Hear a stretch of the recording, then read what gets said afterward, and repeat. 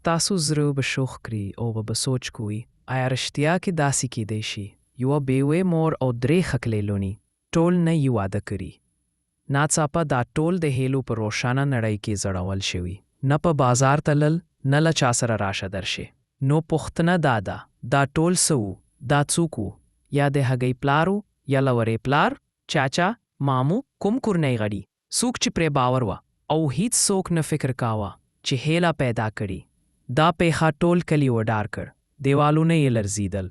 کله چې حقیقت څرګند شو نو پوه شول هر دروند خپل کور کې وي او ډنډوړان څیره ته ټولو باور وړوي. دا کیسه د یوه غریبه محنتي بیوې مور ده چې نوم یې طاهره بیبي و. طاهره بیبي لومړی خاوند 100 کاله مخکې مړه شوی و. له هغه واده یې یو زوی و چې له هغې وروسته هم له مور سره پاتې شو. بیا طاهره بیبي بیا یو واده وکړ، خو ورسره دومره ټولنیز اړیکې نه وې. 3 لوڼې یې وې، سحر، ناز او فاطمه. پټي شرمیلې او خکلې او مور یې سخت محافظه کاره وه. خو د هغې تر ټولو لویه غمجنده زوی یې کامران و چې له مخکې خاوند و، مور یې پاللی و.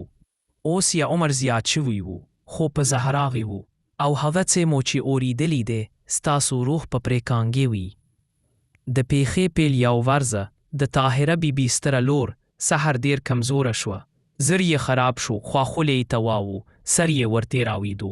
مور یې ښار ته کلینیک ته یوسه. ډاکټر وکتل او ویل بیتي ته امید لري. طاهره بیبي تپه شوه. امید؟ لویه واده نه کړي، د څنګه؟ ښه څوک یې سحر چغې وکړي. مورې، ما چا ونه لیدل، خدای شاهد دی، زه هېڅ نه پوهیم. څو ورځې وروسته ناز او بیا فاطمه هم ناروغه شوي او هر ځل هماغه جملې تکرار شوي. طاهره بیبي زړه مات شو. څو ورځې وروسته یې زړه راواخیست او د یزدانپور ښار د دربار دروازه تک تک کړه. بادشاه یزدان پر تخت و، خلک یې فریادونه وریدل. طاهره بیبي پر دروازې قدم کېښود او ویل زه انصاف غواړم، زما لوڼو سره جنایت شوي، زه غواړم هغه یولا پیدا شي. بادشاه پوښتل مورې څه شوي؟ ووایي.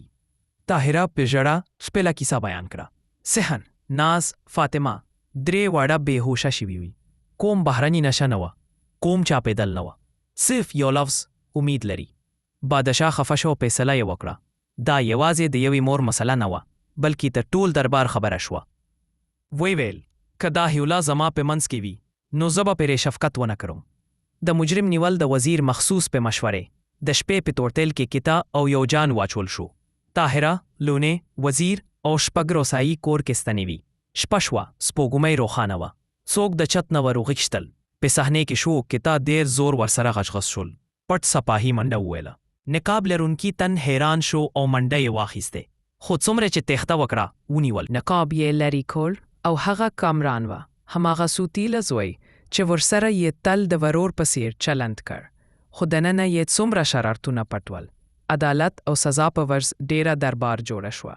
کامران کې ناست، لاسونه پټیو، سر ټیټ. طاهره په خفګان هغې وویل ته یې هغه چا چې زه پرې باور لرم، تا زما بچو عزت غلا کړ. کامران ومنلې ما د هغوی ښکلا او مینې ته ژاړه او دا شیطانی پلان مې طرحه کړ. بوټې مې واخیستې او شپې مې دوی وځړول. اوس رښتیا ووایي که دروغ وایې نو دا توره به ستا سر پرې کړي. کامران اقرار وکړ. وزیر هماغه وخت مستقیم وار وکړ او د هغه سر یې له تنۍ بیلول. عدالت برلاړو شو.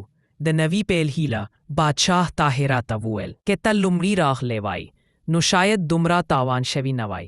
اوس خو ستا 3 واړه لوڼې به ته 3 عزتمنو نیکو ظلمو سره واده وکړي. زه خپله ژمنه کوم له نن نه هر مظلومه مور زما مور ته او هرې لور زما لور ته. آخري پیغام چې تا سره ظلم کیږي خاموش مې یاسه خپل حق ته غږ اوچت کړه. ځکه چې څوک چې مظلوم ته انصاف ورکوي خدای مرسته کوي. حدیث مسلم ستا له ډله څخه غوره هغه دی چې د خپلې کورنۍ لپاره غوره وي.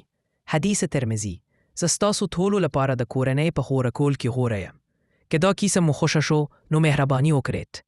لایک وکړئ، خپل ملګرو سره یې شریک کړئ. سبسکرایب کول هم مې هیروئ چې د نورو داسې زړه ته ورسېدونکو کیسو اپډیټونه ترلاسه کړئ.